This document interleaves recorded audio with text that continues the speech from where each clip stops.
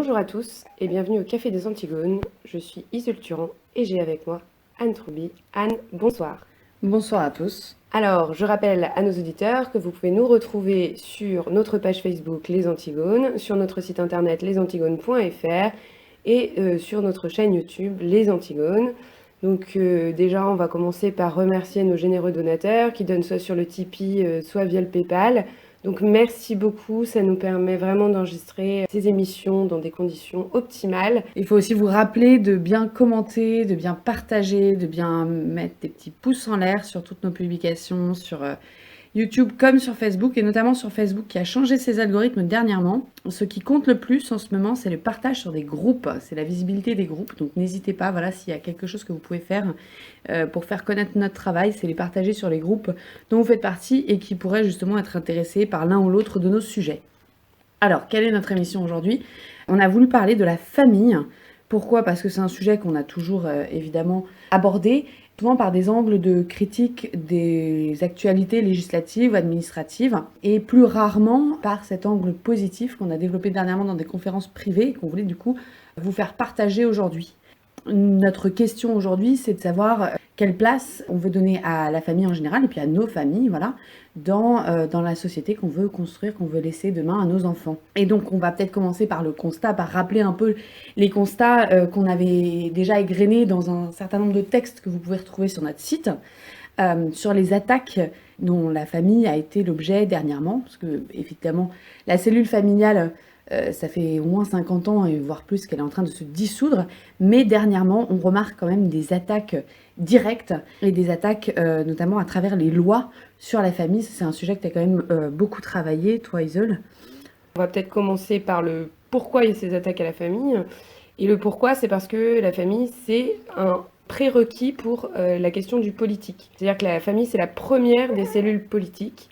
Et donc, à partir du moment où on attaque la famille, où on la dissout, eh bien, en réalité, on attaque le politique en général et la capacité à la fois de résilience et à la fois d'intervention des citoyens dans la société. C'est pour ça que ces attaques sont graves, qu'on les dénonce et qu'on les a dénoncées au travers de différents textes. Et de ce même fait, les attaques sont protéiformes, on peut dire, dans le sens où elles sont de différentes natures et elles vont toucher tant l'autorité parentale que les moyens d'action que les familles vont pouvoir avoir dans la cité. Alors dans l'autorité parentale, on peut citer dernièrement l'interdiction de l'instruction en famille.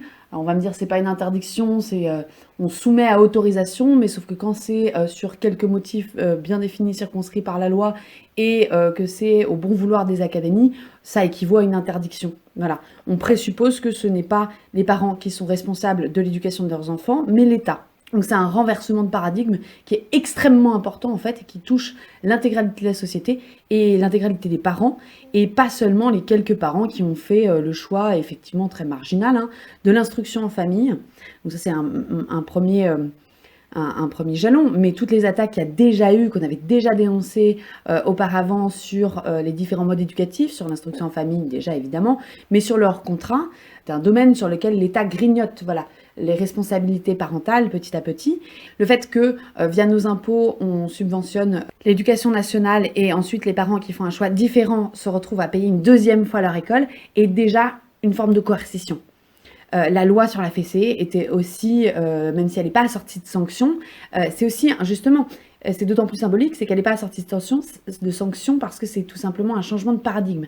C'est tout simplement un changement de responsabilité, c'est-à-dire que les enfants sont plus sous la responsabilité des parents, mais de l'État. Et ça, c'est grave. Voilà, ça c'est un terme qu'on a beaucoup développé et je pense qu'il faut bien rappeler à nos auditeurs, c'est que la famille est la première cellule de politique en ce qu'elle a des devoirs et des responsabilités. Donc quand on devient parent, les libertés qu'ont les parents en termes éducatifs, en termes de santé, en termes de tout ce qui va toucher aux enfants et aussi à leur patrimoine familial et fiscal, sont assorties en fait de responsabilités et de devoirs. Et c'est parce qu'on a ces devoirs et ces responsabilités qu'on va avoir les libertés attenantes. Donc quand on dit j'éduque mes enfants comme je le souhaite, c'est assorti des responsabilités qui vont avec. Or, on voit que l'État impose l'instruction déjà à 3 ans sous certaines formes et en réduisant les choix parentaux, notamment en faisant des conditions fiscales, des conditions déclaratives, il empêche en fait pleinement le parent de mettre en œuvre cette responsabilité. Et si le parent ne peut pas mettre en œuvre cette responsabilité, alors en fait il perd la liberté qui est corrélée à cette responsabilité. On va avoir la même chose en termes de santé avec par exemple l'obligation vaccinale. La santé, c'est le devoir des parents, on est d'accord, c'est leur responsabilité. Et donc la liberté, c'est de choisir les modalités d'action, de mise en œuvre, tout ce qu'ils vont pouvoir mettre en œuvre pour pouvoir remplir cette responsabilité de santé et de salubrité de leurs enfants. Quand on a une obligation vaccinale, eh bien c'est l'État qui va dire quand et comment vous vaccinez vos enfants. Et donc, il ne vous soumet pas cette responsabilité, vous n'exercez pas votre liberté, vous vous soumettez en fait à la liste des critères qui sont dans le carnet de santé sans jamais vous poser la question. Et donc là, on voit, au travers de cette décision administrative, que le parent n'est plus libre puisqu'il est soumis à l'obligation vaccinale et donc il n'exerce plus la liberté et donc la responsabilité qui est associée. Le fait qu'il y ait une obligation étatique déresponsabilise, et quand on a une déresponsabilité, eh bien, on se retrouve en fait en réalité avec une perte d'autonomie et une perte de liberté, et ça on le voit sur le terrain de l'instruction, sur le terrain de la santé, mais aussi sur le terrain fiscal quand on voit les dernières lois qui traitent de la transmission patrimoniale qui sont de plus en plus compliquées. Alors on a eu un léger mieux sous Sarkozy sur ces questions-là, pour un retour en arrière sous Hollande. Donc voilà, pareil, pour la transmission de patrimoine, on n'a pas de liberté d'exercice et de décision concernant ces modalités, et avec toujours l'État qui va se servir grassement, quoi. Et à tous ceux qui pensent que c'est vraiment des points de détail, ça ne l'est pas, parce que c'est pas parce qu'un choix est marginal qu'il n'a pas une importance fondamentale dans l'ordre intellectuel des choses. En fait, tout ça, c'est une question justement d'ordre, et c'est ce que tu disais, Isel, c'est le fait de donner le moyen, même si le moyen n'est pas exercé, en fait, notamment par exemple pour la responsabilité parentale.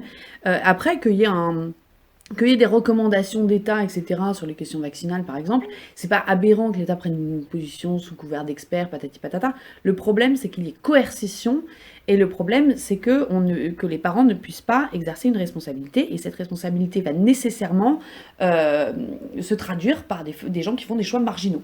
Voilà. Et c'est ni grave, ni mal au niveau de la société, peu importe, mais c'est extrêmement important que ce soit possible, que ce soit légalement possible. Sinon, tout simplement, voilà, il n'y a plus d'exercice de la responsabilité parentale. Et le problème, c'est qu'on en vient justement, on l'a vu avec la loi Fessé, on en vient à un État qui finit, plus on délègue notre responsabilité, notamment sur des sujets fondamentaux comme la santé ou l'éducation, plus on se retrouve avec un État qui finit par prendre notre place sur des sujets aussi dingues que comment punir un enfant, en fait. Où il y a déjà des lois pour la maltraitance. Donc c'est ce genre d'excuses, on trouve des excuses, en fait, basées sur des faits divers pour justifier toutes ces lois. Pour l'instruction en famille, ça va être quelques cas voilà, extrêmement marginaux d'enfants livrés à eux-mêmes, etc. Où effectivement, ça mérite une intervention. Mais en fait, ces cas-là rentrent déjà dans le cadre des lois sur la maltraitance, qui devraient être tout simplement appliquée. Et la maltraitance, c'est infantile de ce point de vue-là, c'est quoi? C'est justement quand les parents manquent à ces responsabilités qu'on est en train de leur manger par ailleurs. Donc en fait, l'État agit avec toutes ces lois comme si nous étions tous potentiellement des parents maltraitants, en fait. Comme si nous étions tous des adultes totalement irresponsables. Parce que c'est pareil, ça se traduit au niveau du patrimoine, par rapport aussi aux ascendants et pas seulement aux descendants. Et en fait, cette irresponsabilité-là, telle que tu l'évoques, ça fait des parents des éternels enfants. Et donc on a un renversement en réalité, c'est-à-dire que la famille ne devient plus le prérequis aux politiques, c'est-à-dire cette première cellule de base qui va transmettre progressivement, d'échelle en échelle, les responsabilités, les devoirs pour que les choses se fassent de manière qu'on fasse société, mais c'est l'État qui est tout au-dessus, qui délègue progressivement qui édicte, qui énonce ce qu'on a le droit de faire ou de ne pas faire. Donc au lieu qu'on parte de la société avec des individus responsables, avec des êtres autonomes, qui font corps et qui font société, et qui délèguent au cran du dessus ce qu'ils ne peuvent pas faire, on se retrouve avec un inversement total, avec un État qui dit ce qu'on ne peut pas faire ou ce qu'on peut faire. Et on se retrouve avec des enfants, c'est-à-dire que même les parents sont traités comme des enfants. Nous sommes tous d'éternels enfants de l'État, finalement. Et c'est là où ça rejoint la question de l'ordre politique, c'est que là, on voit dans ce que tu expliques, le potentiel totalisant de ce genre de mode de fonctionnement. Et d'un point de vue pratique, il n'y a plus du tout d'adaptabilité. On le voit dans la question, par exemple, des congés parentaux, où le fait d'imposer aux familles de partager, donc ça c'est une loi qui était un peu plus ancienne, qu'on avait critiquée il y a longtemps, c'était la loi cadre égalité femmes-hommes, qui obligeait les parents, enfin qui oblige toujours d'ailleurs, les parents à partager le congé parental. S'ils veulent disposer de la durée intégrale du congé parental, il faut qu'ils se le partagent. Voilà, c'est mieux dit comme ça. Mais ça ne prend absolument pas en compte la situation personnelle des gens, déjà leurs envies, leurs possibilités, leur mode de travail réciproque, parce que par exemple pour des indépendants ou des professions libérales, c'est quand même extrêmement difficile de s'arrêter. Donc il y a une répartition qui se fait normalement dans l'intimité du couple, en fonction de leurs contraintes propres. Voilà. Mais non, là c'était pour des grandes raisons d'égalité femmes-hommes, extrêmement déconnectées de la réalité et idéologues, qu'on a voulu imposer ça aux familles, et puis pour remettre les femmes sur le marché du travail, parce qu'on perçoit plus d'impôts comme ça qu'avec des femmes à la maison. Évidemment. Et puis, et tu parlais aussi un petit peu, tu avais commencé à aborder la question du patrimoine, mais il y a toute la question aussi du couple, en fait, avec toutes ces mesures qui poussent à l'individualisation de l'impôt, la disparition de la notion de foyer fiscal, c'était des trucs sur lesquels tu avais beaucoup travaillé et qui sont extrêmement intéressants, dans la mesure où là, on n'est plus seulement dans la question des enfants, on crée aussi une dissension, une division au sein du couple. Et au sein de l'institution maritale notamment. Oui, parce qu'on ne l'a pas dit, mais il faut quand même le dire, c'est quand on parle de famille, on parle de famille au point de vue naturel, c'est-à-dire avec un homme, une femme et donc une descendance. Et s'il y en a qui s'intéressent justement à ces questions de responsabilité, hein, c'est un mot qu'on n'a pas cité, qu'on n'a pas dit, mais ça s'appelle le principe de subsidiarité. Qu'on a défendu à moult reprises, notamment dans le cadre de la crise du Covid, mais pas seulement dans le cadre aussi de toute cette réflexion sur la famille, en fait. Ça s'applique à tous les échelons, c'est-à-dire que la famille délègue à la communauté suivante, qui va être la ville, qui elle-même va déléguer au département, à la région et enfin à l'État. Et donc du coup, on se retrouve, ce principe de délégation s'appelle le principe de subsidiarité, mais on ne se dépossède que finalement de ce qu'on ne peut pas faire. Et donc voilà, je vous renvoie un petit peu à cette notion juridique, mais qui me semble importante, notamment en philosophie politique, et par rapport à ce que font nos voisins européens. Et du point de vue des mœurs, ça aussi, ces mesures-là ont aussi un impact extrêmement grave, dans la mesure où toutes ces attaques, le résultat de toutes ces attaques, qui sont à la fois administratives et juridiques, à l'égard de la famille, c'est qu'en fait les relations familiales sont plus du tout considérées comme une source de responsabilité, comme on l'a dit, et de devoir, hein, c'est important aussi, le devoir d'un époux vis-à-vis de son épouse et réciproquement, et vis-à-vis des enfants, mais comme le lieu de domination injuste, que ce soit des ascendants sur les descendants, des hommes sur les femmes, des cousins sur les cousines ou je ne sais quoi. Et dans ces cas-là, je veux dire, la famille n'est plus en mesure d'être une base politique pour la société, mais par ailleurs, on n'est plus en mesure d'être un repère stable pour à la fois les autres, hein, pour nos contemporains, mais aussi pour les enfants, pour leur donner, dès leur petite enfance, un sens de l'ordre du monde. En fait, c'est déjà le lieu potentiel de violence, c'est déjà le lieu potentiel de la méfiance. Et ça, je pense que c'est extrêmement déstructurant aussi sur le fond. Alors après, il y a aussi, c'est qu'on n'idéalise pas la famille. C'est-à-dire que dans notre propos, c'est que la famille, c'est celle qu'on a. Elle est telle qu'elle est, elle n'est pas parfaite. Mais par contre, même dans son imperfection, elle reste le témoignage symbolique de cette union de l'homme et de la femme qui donne la génération. Et donc il ne s'agit pas, là encore, d'idéaliser quelque chose de merveilleux. Il y a des cas marginaux, il y a de la violence, il y a des choses graves qui se passent en famille, mais on n'a qu'une famille, et elle est telle qu'elle est. Et ça ne doit pas, c'est pas parce qu'il y a des cas limites, c'est pas parce qu'il y a ces situations de violence ou ces situations extrêmes qu'on ne doit pas essayer justement de faire de cette cellule une base stable. Et encore une fois, c'est pas une question de chiffres ou de faits divers, parce qu'en fait, c'est vraiment une question de dans quelle logique on se place. C'est-à-dire que la famille est censée être un repère stable, tout simplement parce qu'elle est en fait le prolongement en tant qu'institution humaine de cette donnée naturelle qu'est la sexuation, en fait, voilà, pour pouvoir avoir reproduction humaine, il faut un homme et une femme, et l'homme étant un animal social, on ne se passe pas d'institutions sociales, hein, arrêtons de croire à ces mythes d'état de nature et compagnie, qui sont très déstructurants. il y a nécessairement une institution qui fait le pendant de ça, et c'est l'institution du mariage. Donc c'est pas parce que le mariage rend heureux qu'il faut défendre le mariage, c'est parce que c'est la traduction politique d'un ordre naturel qui est censé assurer les meilleures conditions de stabilité possibles pour la fécondité naturelle du couple homme-femme, pour le fait d'accueillir potentiellement des enfants. La place du politique n'est pas d'aller faire la loi au sein des familles pour que tout le monde y soit heureux, mais justement de prévoir l'exception, de prévoir le manquement. C'est là où il faut impérativement, effectivement, des lois sur la maltraitance infantile, sur les violences conjugales et ce genre de choses, mais à titre d'exception. Et de manière à ce que ça rentre aussi dans les esprits, dans les mœurs, que la règle, c'est le respect entre époux, c'est l'exercice de ses responsabilités parentales, et que le reste est une exception et qui doit être puni gravement. Non seulement au titre de violences exercées sur un homme, une femme, un enfant, etc., mais au titre aussi du lien qu'il y a entre les personnes impliquées, c'est-à-dire que le fait que la personne qui vous a frappé soit votre conjoint ou ou tel parent est plus grave que si c'était un inconnu dans la rue. Et moi, je rajouterais quelque chose qui, à mon sens, est fondamental dans la lourdeur des sanctions qu'on devrait imposer dans ces cas-là. C'est aussi l'attaque symbolique que ça représente par rapport à l'ordre social et par rapport aux institutions. C'est-à-dire qu'on devrait être puni, entre guillemets, 3 fois d'avoir maltraité, voilà, de façon concrète, objective et attestée un enfant. D'abord parce que on a quand même, je sais pas combien d'inceste sur un enfant par exemple. Ensuite parce que justement c'est inceste et pas juste abus, parce que c'est intrafamilial et qu'il y a un lien de confiance qui est rompu, et aussi parce que c'est une attaque grave à l'ordre social, à l'ordre politique. Voilà.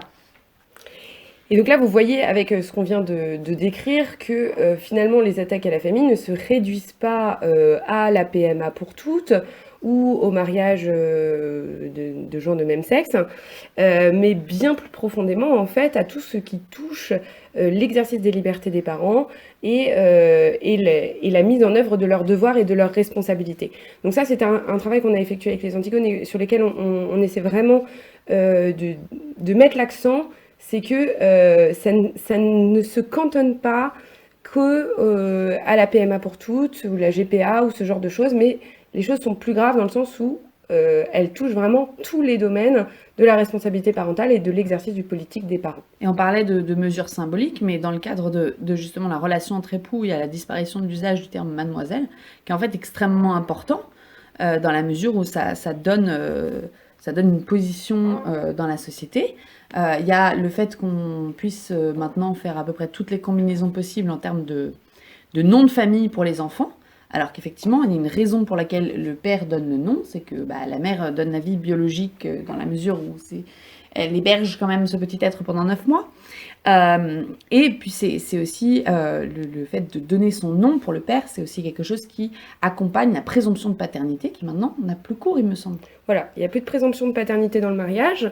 Après, ce qu'il faut bien comprendre aussi avec cette reconnaissance du père, c'est qu'en fait, comme tous les animaux, eh bien, la mère met bas, donc à partir du moment où on a attestation qu'il y a eu placenta, grossesse et bébé, la mère est la mère. Et en fait, la maternité, c'est quelque chose qui se vit. La maternité, c'est quelque chose qui est. La paternité, c'est quelque chose qui se choisit, et c'est ce qui fait justement le socle de la famille et le socle politique, dans le sens où là, on va avoir un éducateur, quelqu'un qui prend la responsabilité, qui fait un acte de la volonté. Et c'est là-dedans qu'on va retrouver vraiment le principe du politique, c'est dans cette reconnaissance de la paternité, et tout ce qui va être, tout ce que la société va reconnaître. Et dans la présomption de paternité, on avait cette reconnaissance de fait que le mari était présumé le père de l'enfant, et donc c'était quelque chose finalement d'assez beau.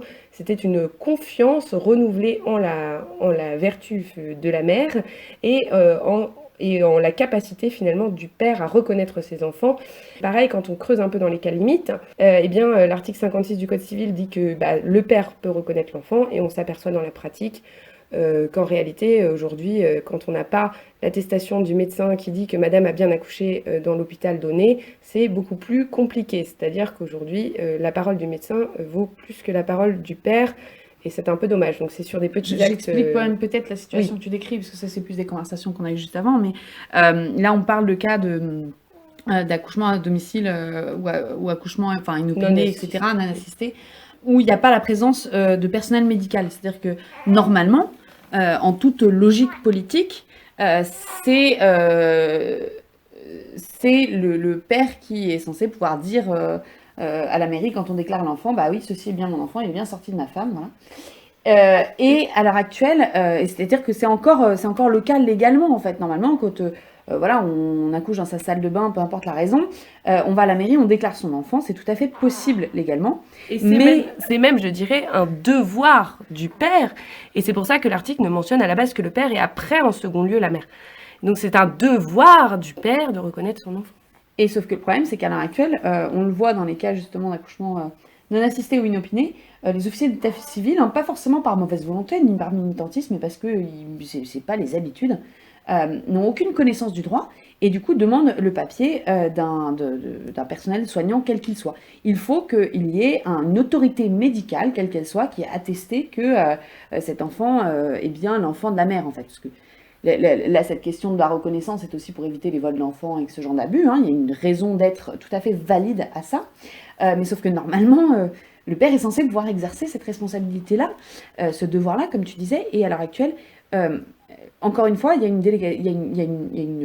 une emprise, il y a un vol de l'autorité parentale au profit de sachants. Alors, ce dont on parlait avant, c'était les sachants politiques, les technocrates, en fait, parce que c'est essentiellement des démarches administratives.